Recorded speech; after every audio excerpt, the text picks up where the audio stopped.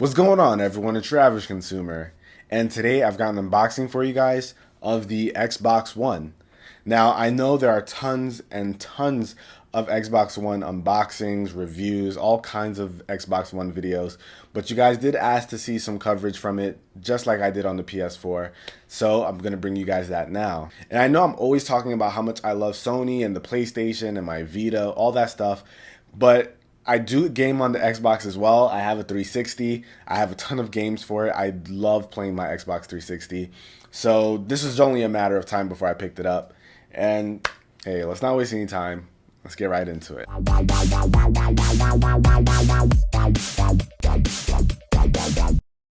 And alright guys, here we have the Xbox One. And I also got Rise Son of Rome as my game. I'll open that too, maybe later. But let's get to the actual Xbox. I'm gonna put that down over there. And just a quick look around the box. I'm sure it's nothing you haven't seen already. I've got my little unboxing knife in hand already to cut these two pieces of tape here. And it'll pretty much just show you that the Xbox One has the Kinect and the Xbox One and the controller. Gives you a little preview of what the screen is going to look like when you're actually using it. On the sides, it tells you what it includes: the Xbox One, Kinect, Xbox One controller. You get a chat headset, HDMI cable, wireless network capability, 1-year limited warranty, and 500 gig hard drive. So that's all the nitty gritty that's inside. Let's open it up. Unfortunately, this is not a day one edition, but for all the people who are going to buy an Xbox in the future, this is what you're going to see anyway. So let's get this sliced open. There goes one. And there goes another. So with those done, I'm pretty much done with the unboxing knife. So I can pop this open, and I think I'm gonna lay this down flat. Give myself a little more room here. And let's pull this up. And boom, there we go. So let's see, the first thing we're greeted by back here is the Kinect. So this is the Kinect sensor. And it's got a little heft to it. And we've got this plastic wrap on top. And here we have them. This is a really huge sensor for something like this. But this is actually quite hefty. Down here you have the little screw so you can put it on a tripod or something if you want. So that's cool. Has a huge fan in the back. I don't know if you guys can see, but this is a fan. I think there are fans on the sides as well. So this thing is going to be processing a lot of information while it's watching you and watching you sleep and eat and talk. So it's going to be processing a lot of information, and it has to keep cool in order to do all that. So that's the Xbox One Kinect. We'll put that over here. Next, we've got the headset. So open this thing up. Now the headset, this is a much nicer headset than what came with the PS4. So hats off to Microsoft for that. The PS4's headset was terrible. It wasn't even worth mentioning. But this is nice, really cool. I wouldn't feel like I need to purchase a new headset with something like this, so that's cool. And here, when we open this up, this is the part that actually goes into the controller. I would have liked to see, I guess I'm a little spoiled by the PS4, that you could just take a headset and plug it into the controller, like a regular headphone or something. But this is a proprietary input. So at least you've got the mute button here, volume controls here as well. So that's pretty cool. That's a nice little feature. Let's see. We've got the booklets, of course, warranty information, all that good stuff. So pretty much the standard paperwork. We're going to throw that in the back.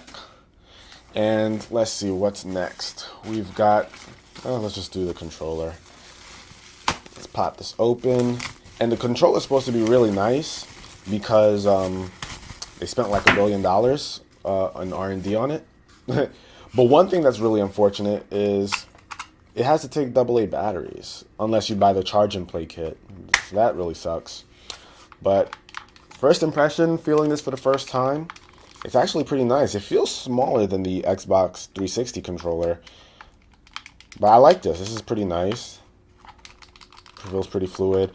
I heard that the triggers actually vibrate up top. Depending on the intensity of what you're doing in the game, there's more vibration, stuff like that. So that's really cool. And I believe it also comes with some AA batteries, which we have here, some 2 Duracell AA batteries. So we're going to be able to put that into the controller to get playing, but I'll put those in later. So controller to the side. Let's see what else we've got. We've got an HDMI cable here. And what's cool about this HDMI cable, apparently it's 4K ready.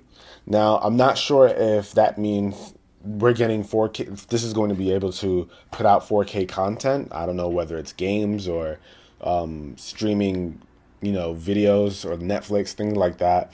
But this is pretty cool. If you have a TV that supports 4K or a display, this will be able to support that. So regardless of whether or not this could do it, it's nice to have this kind of HDMI cable. We've got some more cables here. This is the power cable. So this is what's going to go into the power brick. So these are all really thick cables too. So I wouldn't worry about the longevity of these cables. So that's pretty cool. And here we've got the power brick. So let's pop this open. And here we have it. It's really unfortunate that the Xbox One needs one of these, like an external one. This definitely won't work with my setup, but I plan to have this all in the living room anyway because of the cable features. So I want this to be with my cable box. But it is pretty unfortunate that this thing does come with a huge power brick. But let's put that aside. And I believe that's everything up top here. So this part is empty. Can move it all to the side. And let's get to the main attraction. And here we go. This is the Xbox One. Chunky little thing. So it's an oxymoron. But let's open this up. And bam. Ooh. So here it is, guys. The Xbox One in all of its glory and fingerprint attractiveness. So this is pretty cool. I'm going to give you guys a quick close-up of some of the stuff you'll see around the Xbox One. So guys, first we're going to start off on the side. Here we've got a USB 3.0 port. And here you have I believe it's called a binding button, so that you can sync your controllers to the system. So taking a look at the back, guys, here we have the power port. Over here we have the HDMI out, so you'll plug this to your Xbox One and your TV. Over here you have your optical out, so you can put your optical cable here for audio. Here you have your HDMI in, so if you plan on getting your cable box inside plugged up to the Xbox One, this is where you're going to put it. Or you could put whatever supports a HDMI cable, you can put that in here and kind of use it through the Xbox One, which is a really cool feature, I think. And over here you have 2 USB 3.0 ports, as well as the port for your Kinect. Here you have an IR out, as well as your Ethernet port.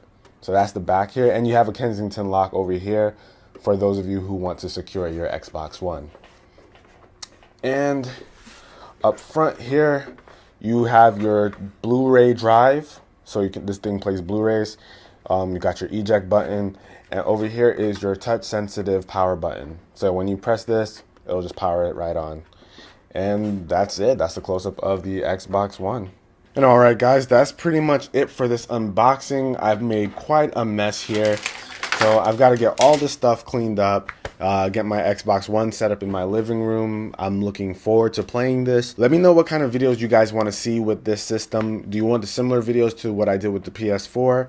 Or if you want anything special, let me know down below and I'll be sure to start working on that. And before we close out this video, here's a quick message from our sponsor. Hotspot Shield is a free internet security and privacy solution that allows you to surf the web without any roadblocks. So if there are blocked sites in your country, or maybe block sites on a certain Wi-Fi network or firewalls or anything like that, Hotspot Shield actually allows you to go bypass all of that. So if you're at work or school or something, or in Germany, you're able to access sites like YouTube and things like that with no issues. So if you want to get started with Hotspot Shield, check the link down below in the description and start watching some Average Consumer at school. No kids, I'm joking, but really you can do it if you want with Hotspot Shield. So just want to say thanks again to our sponsors over at Hotspot Shield. And alright guys, thanks for watching. If you enjoyed this video, prove how cool you are by hitting the like button. And be sure to subscribe to the channel if you want more content from me. and I'll catch you guys in the next video. Till then, it's your average consumer. Peace.